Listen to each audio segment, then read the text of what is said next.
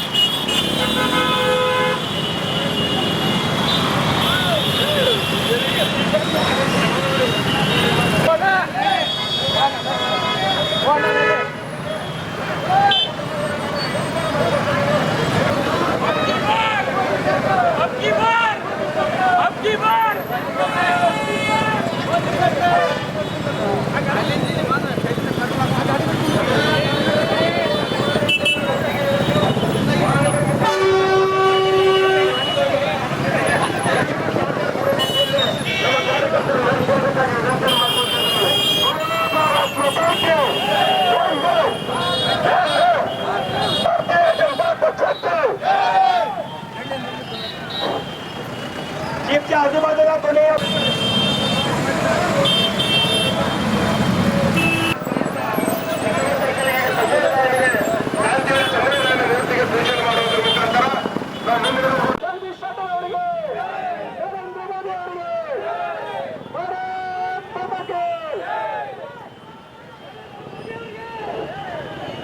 आपकी बार 405 अरे आपकी बार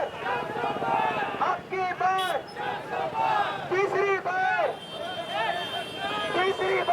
मोदी सरकार, तीसरी बार आपकी बार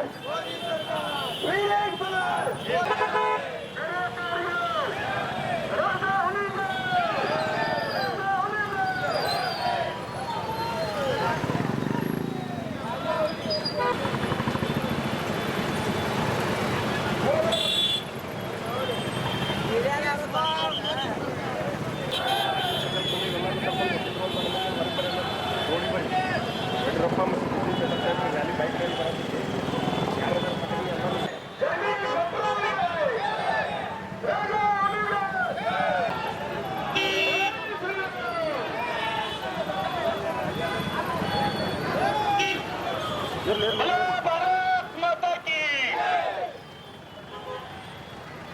बीजेपी पक्षಕ್ಕೆ ಮತ್ತೊಮ್ಮೆ ಜಗದೀಶ್ ಶೆಟ್ಟರ್ ಅವರಿಗೆ ಸ್ವಲ್ಪ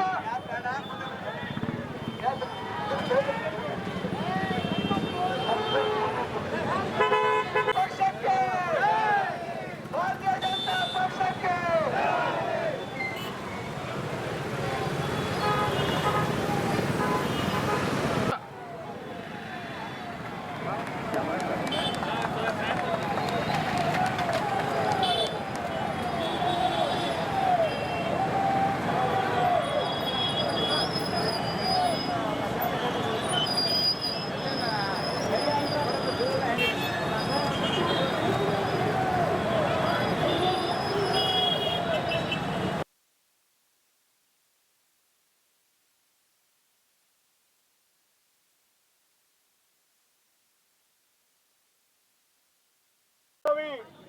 ಲೋಕಸಭಾ ಕ್ಷೇತ್ರದಲ್ಲಿ ಭಾರತೀಯ ಜನತಾ ಪಾರ್ಟಿಯಿಂದ ಅಧಿಕೃತ ಅಭ್ಯರ್ಥಿಯಾಗಿ ನಮ್ಮ ವರಿಷ್ಠರು ನಮ್ಮನ್ನು ಆಯ್ಕೆ ಮಾಡಿದ ಮೇಲೆ ಇವತ್ತು ಮಾನ್ಯ ಯಡಿಯೂರಪ್ಪನವರು ನಮ್ಮ ಭಾರತೀಯ ಜನತಾ ಪಾರ್ಟಿಯ ಹಿರಿಯ ನಾಯಕರು, ರೈತ ಹೋರಾಟಗಾರರು ಅವರ ನೇತೃತ್ವದಲ್ಲಿ ಇವತ್ತು ಬೆಳಗಾವಿ ಲೋಕಸಭಾ ಕ್ಷೇತ್ರದಲ್ಲಿ ಭಾರತೀಯ ಜನತಾ ಪಾರ್ಟಿ ಪರವಾಗಿ ಇವತ್ತು ದೊಡ್ಡ ಪ್ರಮಾಣದಲ್ಲಿ ಪ್ರಚಾರ ಪ್ರಾರಂಭ ಆಗಿದೆ.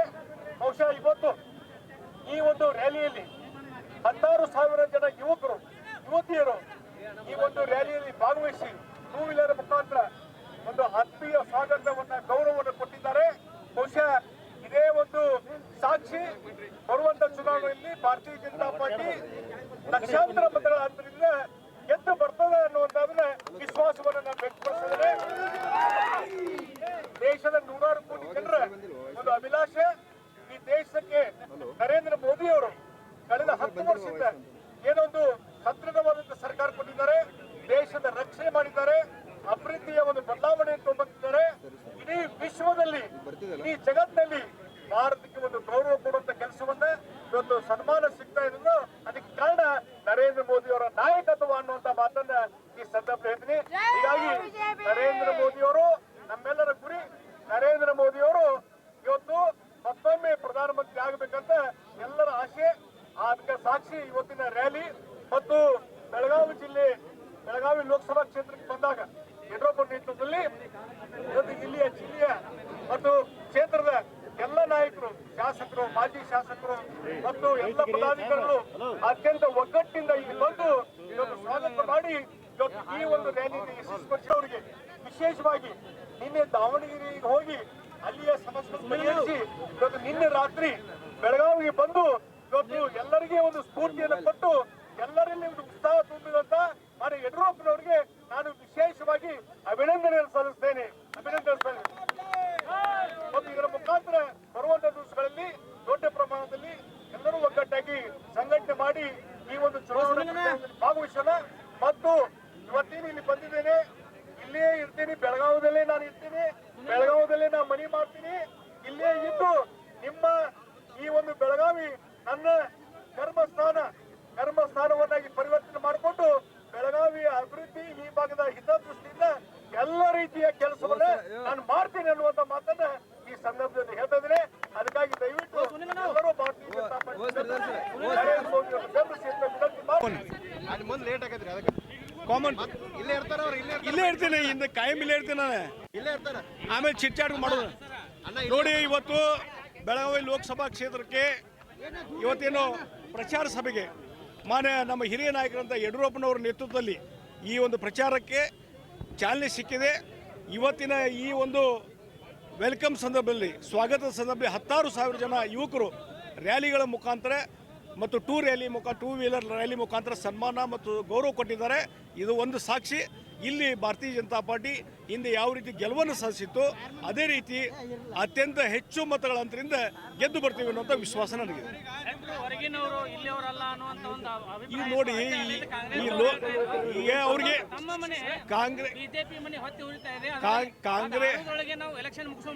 ಕಾಂಗ್ರೆಸ್ ಅವರಿಗೆ ಮಾತಾಡಿ ಬಿಜೆಪಿ ವಿರುದ್ಧ ಮೋದಿಯವರ ಬಗ್ಗೆ ಮಾತಾಡಲಿಕ್ಕೆ ಯಾವುದೇ ಇಶ್ಯೂ ಇಲ್ಲ.